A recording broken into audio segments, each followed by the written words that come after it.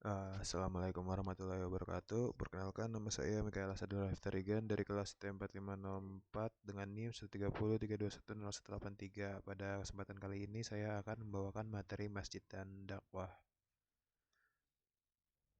Eh, Pengertian masjid. Masjid itu berarti tempat sujud. Pengertian masjid adalah rumah tempat ibadah umat Islam atau Muslim. Selain tempat ibadah, masjid juga biasanya digunakan untuk kepentingan kegiatan-kegiatan agama lainnya seperti ceramah. Nah, selanjutnya ada peran masjid. Peran masjid itu ada peran rohani masjid, masjid sebagai pusat kebudayaan, masjid sebagai dalam bidang sosial, juga peran masjid dalam bidang politik. Nah, untuk selanjutnya ada fungsi masjid. Fungsi masjid itu pertama adalah tempat beribadah, yang kedua tempat menuntut ilmu, tempat pembinaan jamaah, pusat dakwah dan kebudayaan, yang terakhir ada pusat kaderisasi umat.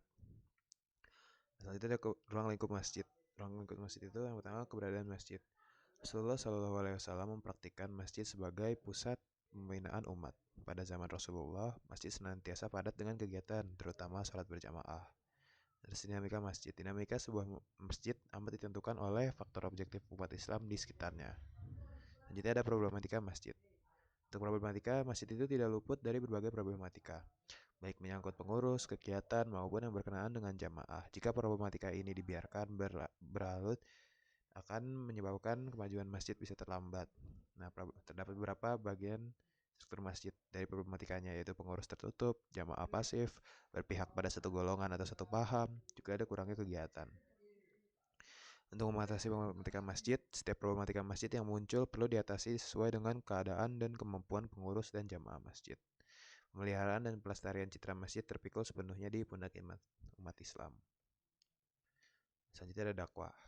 Pengertian dakwah tersendiri adalah kegiatan yang bersifat menyeru, mengajak, memanggil orang untuk beriman dan taat kepada Allah Subhanahu wa taala sesuai dengan garis akidah dan akhlak Islam.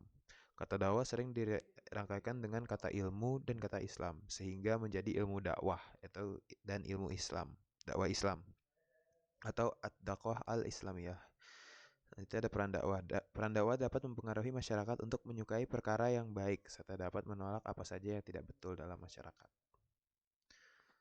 Nah, fungsi dakwah itu ada untuk menyebarkan luaskan agama, melestarikan nilai-nilai agama, meluruskan akhlak yang bengkok dan mencegah kemungkaran. Ada lagi untuk menyerukan untuk masuk Islam, menyerukan agar orang Islam menegakkan hukum Islam secara total, menegakkan kebenaran dan mencegah kemungkaran. Dan yang terakhir ada membentuk umat muslim menjadikan Islam sebagai pegangan dan pandangan hidup. Nah, ruang lingkup dakwah. Ilmu dakwah dapat dikategorikan sebagai ilmu yang mandiri karena sudah mencukup beberapa yang sangat urgent dalam sebagai sebuah ilmu. Selain hal itu, ilmu dakwah juga memiliki beberapa ruang lingkup pembahasan. Di antara adalah materi dakwah, yaitu mada al-dakwah, subjek dakwah, yaitu dai, objek dakwah, yaitu madud, metode dakwah, thariqah al-dakwah. Itu ada metode bil hikmah, metode mawizoh hasanah, metode mujadalah, terus ada media dakwah yaitu wasilah al dakwah, juga tujuan dakwah yaitu maqasid al dakwah. Nah, manajemen dakwah adalah suatu organisasi dalam mengolah dakwah agar tujuan dakwah tersebut dapat lebih mudah tercapai. Unsur-unsur manajemen dakwah antara lain adalah perencanaan dakwah, perorganisasian dakwah, penggerakan dakwah, pengendalian dakwah, juga evaluasi dakwah. Macam-macam dakwah. Dakwah fardiyah dilakukan seorang kepada individu lain, yaitu satu orang dalam jumlah kecil. Dakwah dakwah ammah dilaksanakan seorang dengan lisan kepada orang banyak dengan tujuan memberi pengaruh kepada orang lain. Dakwah bil lisan disampaikan secara lisan dengan adanya interaksi antara dai yaitu pendakwah dan pendengar. Dan terakhir ada dakwah bil al hal.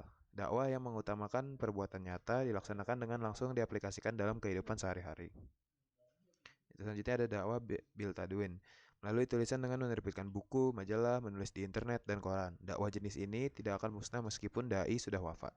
Sebagaimana dikatakan Rasulullah Sallallahu Alaihi Wasallam, sesungguhnya tinta para ulama adalah lebih baik dari darahnya para syuhada, yaitu orang-orang yang mati syahid.